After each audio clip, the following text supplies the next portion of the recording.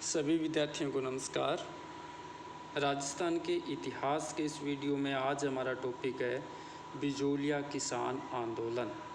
इससे पहले वाले जो टॉपिक्स हमने पढ़े हैं उसमें हमने राजस्थान के अंदर जो जागीरदारी क्षेत्र के अंदर किसानों में जो जागृति थी उसके क्या कुछ कारण थे या ऐसी कौन सी घटनाएं हुई जिन्होंने राजस्थान के लोगों में राजनीतिक जागृति पैदा करने में महत्वपूर्ण भूमिका निभाई, इससे संबंधित कई वीडियो हमने देखे थे। आज हम इस वीडियो के अंदर बिजोलिया किसान आंदोलन को देखेंगे और देखेंगे इसके माध्यम से किस तरह से किसानों में जागृति हुई या उसका किस तरह से राजस्थान की राजनीति पर प्रभाव पड़ा। तो चलिए आज की इस वीडियो में मैं वीरेंद्र सिंह, असिस्टेंट प्रोफेसर इतिहास विभाग, डॉक्टर भीमराव अंबेडकर राजकीय महाविद्यालय श्री गंगानगर से आपको लेकर चलता हूँ।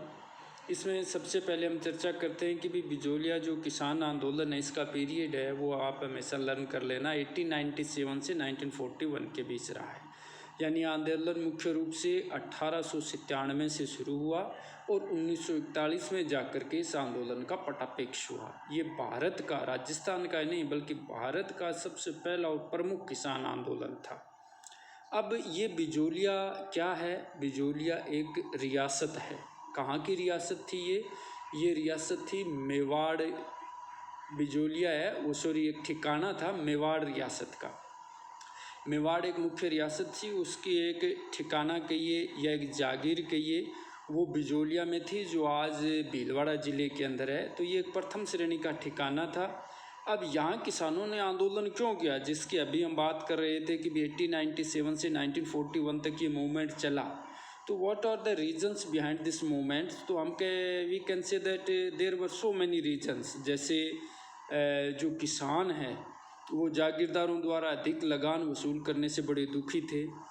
इसके अलावा जो लगान निर्धारित की जाती थी उसमें भी बड़ी बेईमानी की जाती थी, यानी लगानों को बढ़ा चढ़ा करके या पक्षपात तरीके से इसको लगाया जाता था। इसके अलावा जागीरदार द्वारा लगान अधिक भी वसूली जाती थी और अनेक प्रकार की लागतें थी। ये लागतें बहुत अधिक थी जो कई बार लगान से भी ज़्यादा हो जाती थी। इसके अलावा किसानों को बेगार करना था या फिर ठिकाने के कर्मचारियों के जो व्यवहार थे वो उनको सताने वाले या उनका उत्पीड़न करने वाले होते थे। तो इन तमाम कारणों से बिजोलिया के जो किसान हैं उनको आंदोलन करना पड़ा, जिसमें मुख्य जो उनकी डिमांड थी वो ये थी कि जो लाग बाग है और जो लगान है वो कम किया जाना चाहिए। गिरधारीपुरा गांव में 1897 ईस्वी में एक मृत्यु भोज के अवसर पर किसानों ने सभा कर अपनी समस्याओं से मेवाड़ के महाराणा को अवगत कराने का निश्चय किया और इसके लिए दो व्यक्तियों को मेवाड़ यानी उदयपुर भेजा गया, नानजी पटेल और ठाकरे पटेल को। और इनकी शिकायतों की जांच के लिए महाराणा के द्वारा भी हामिद हुसैन को जांच करने के लिए भेजा गया। हामिद हुसैन ने किसानों की शिकायतों को सही बताया मगर महाराणा द्वारा इस पर कोई ठोस कार्यवाही नहीं की गई, जिससे जो उस समय जागीरदार थे बिजोलिया के राव कृष्ण सिंह, उनका हौसला और बढ़ गया। तो इस तरह से आपसे कई क्वेश्चन ऑब्जेक्टिव या कॉम्पिटिटिव एग्जाम में भी पूछे जा सकते हैं कि भी किन को भेजा गया, या आरएस मुख्य में नानजी पटेल, ठाकरे पटेल कौन थे, हामिद हुसैन कौन थे। तो इस तरह के तमाम ऑब्जेक्टिव या डिस्क्रिप्टिव 2 नंबर के क्वेश्चन भी पूछे जा सकते हैं। अगली जो आगे हम देखेंगे तो राव कृष्ण सिंह ने 1903 ईस्वी में एक नया कर लगा दिया, या हम ये कह सकते हैं कि नई लाग लगा दी जिसका नाम था चंवरी कर। मतलब किसानों पर लाग बाग पहले से भी ज़्यादा थी और उसके बावजूद भी और लाग बागें भी लगाई जा रही थी। जैसे 1903 के अंदर चंवरी कर नामक एक नया कर लगा दिया गया या नई लाग लगा दी गई। इसके विरोध से रूप किसानों ने अपनी ज़मीनों पर हल नहीं चलाई, जिससे जागीरदार को झुकना पड़ा और अंततः लगान भी कुछ कम करना पड़ा। 1906 ईस्वी में कृष्ण सिंह के बाद नए जागीरदार बने पृथ्वी सिंह। उन्होंने तलवार बधाई, तलवार बंदी आप बोल सकते हो के नाम से नई लागत लगा दी। तलवार बंदी क्या होती थी? एक तरह से जब कोई जागीरदार, नया जागीरदार किसी जागीर का बनता था तो उसे एक तरह से उत्तराधिकारी शुल्क है वो किसी शासक को या मेवाड़ के महाराणाओं को चुकाना पड़ता था। जो कोई भी नया जागीरदार बनता उसको उत्तराधिकारी शुल्क शासक को देना होता था, राजा को देना होता था। तो उस उत्तराधिकार शुल्क की जो मार थी वो अल्टीमेटली किसानों पर आकर गिरती थी। और इसी तरह से पृथ्वी सिंह ने उस तलवार बंधाई या उत्तराधिकारी शुल्क के जो लाग थी वो किसानों के ऊपर डाल दी। किसानों ने साधु सीताराम दास, फतेहकरण चारण और ब्रह्मादेव के नेतृत्व में जागीरदार इस कदम का विरोध किया। 1914 ईस्वी में जागीरदार की मृत्यु पर मेवाड़ राज्य की ओर से अमर सिंह राणावत को प्रशासक नियुक्त किया गया और उसने देखा कि वास्तव में किसानों की जो लगान है वो ज़्यादा है, तो उसको घटाकर 1/3 कर दिया गया। वह इसके अलावा कई लागतें भी माफ़ कर दी गई, मगर ठिकाने के कर्मचारियों ने इन रियासतों को किसानों तक नहीं पहुंचने दिया और इस तरह से इसका परिणाम भी कुछ बहुत ज़्यादा कारगर नहीं रहा। इसके बाद हम देखते हैं कि बिजोलिया किसान आंदोलन में एक नया मोड़ आता है। जो इनके मुख्य व्यक्ति थे सीताराम दास, इनके द्वारा 1915 ईस्वी में विजय सिंह पथिक को बिजोलिया आमंत्रित किया गया। विजय सिंह ने उनका प्रस्ताव स्वीकार किया। उन्होंने किसानों को संगठित कर ठिकाने के अन्याय के विरोध का मार्ग प्रारंभ करने का सलाह दिया। 1916 में ठिकाने द्वारा प्रथम विश्व युद्ध का चंदा वसूलने का इनके द्वारा विरोध किया गया।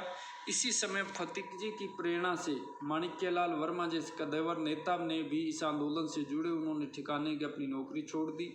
इस आंदोलन को शांत करने के लिए मेवाड़ सरकार ने बिंदुलाल भट्टाचार्य, अमर सिंह और अफजल अली का एक 3 सदस्यीय आयोग भी गठित किया ताकि किसानों की समस्याओं को सुना जा सके और उन्हें दूर किया जा सके। इस त्रिस्तरीय आयोग ने अनियमित लागतें हटाने व बेगार न लेने की सिफारिश की, लेकिन यहाँ पर भी मेवाड़ सरकार ने आयोग की सिफारिशों पर कोई बहुत ध्यान नहीं दिया। तो जब मेवाड़ सरकार बहुत ज़्यादा ध्यान नहीं देती थी तो जागीरदार के हौसले और ज़्यादा बढ़ जाया करते थे। तो उसके बाद विजय सिंह पथिक ने इस आंदोलन को एक नई ऊर्जा दी, किसानों को संगठित किया और किसानों की जो समस्याएं थी उनको तमाम तरीकों से प्रचारित करने का प्रयास है वो विजय सिंह जी पथिक के द्वारा किया गया। उन्होंने गणेश शंकर विद्यार्थी से आग्रह कर किसानों की समस्याओं को उनके समाचार पत्र कानपुर से प्रकाशित करवाया। इसी तरह से तिलक ने पुणे से प्रकाशित मराठा नामक समाचार पत्र के माध्यम से भी इस आंदोलन को देश भर में चर्चित बना दिया। पथिक जी ने 1919 ईस्वी में कांग्रेस के अमृतसर अधिवेशन और 1920 ईस्वी में नागपुर अधिवेशन में बिजोलिया किसानों की समस्याओं को रखा। गांधी जी ने भी किसानों के प्रति दमनकारी रवैये के कारण बिजोलिया के जो जागीरदार थे उसकी बड़ी आलोचना की। विजय सिंह पथिक ने 1919 ईस्वी में वर्धा से राजस्थान केसरी नामक समाचार पत्र और 1920 में अजमेर से नवीन राजस्थान नामक समाचार पत्र निकाले और उनमें बिजोलिया ठिकाने के अत्याचारों को उजागर किया। फलतः मेवाड़ सरकार हरकत में आई और फिर एक 3 सदस्यीय आयोग नियुक्त किया गया, लेकिन परिणाम वही निकला, ढाक के 3 पात, यानी परिणाम फिर कोई कुछ नहीं निकला और किसानों को फिर आंदोलन की राह पकड़ने के लिए मजबूर होना पड़ा। तो इस तरह से तमाम प्रयास करने के बावजूद भी किसानों को कोई बहुत ज़्यादा सफलता इस आंदोलन में अभी तक नहीं मिली थी। मेवाड़ राज्य द्वारा किसानों को कोई राहत नहीं मिलने पर किसानों ने पुनः सत्याग्रह कर दिया। भूमि कर, लागतें व बेगार देना बंद कर दिया।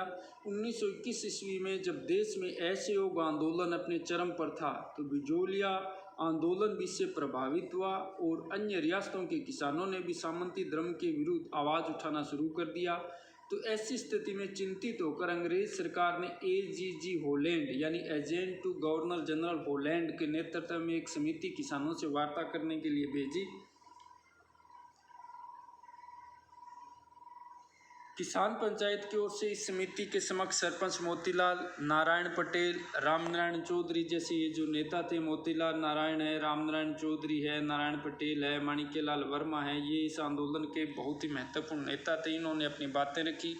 अंत में किसानों व सरकार के मध्य 1 फरवरी 1922 ईस्वी के अंदर समझौता हो गया, जिसमें समझौते में ये कहा गया कि 35 जो लागतें हैं वो समाप्त कर दी जाएगी, तलवार बंधाई की राशि कम कर दी जाएगी, पिछले वर्षों में जब खेती नहीं की गई थी उसका लगान नहीं लिया जाएगा और मुकदमे हैं वो किसानों के खिलाफ किए गए थे उनको हटा लेने की बातें की गई। यह समझौता किसानों की बड़ी जीत थी, लेकिन ठिकाने ने इस समझौते की फिर पालना नहीं की। इस कारण फिर है किसानों को दूसरी तरह से आंदोलन का रास्ता अख्तियार करने के लिए मजबूर होना पड़ा। 1922 के समझौते की फिर पालना नहीं हुई।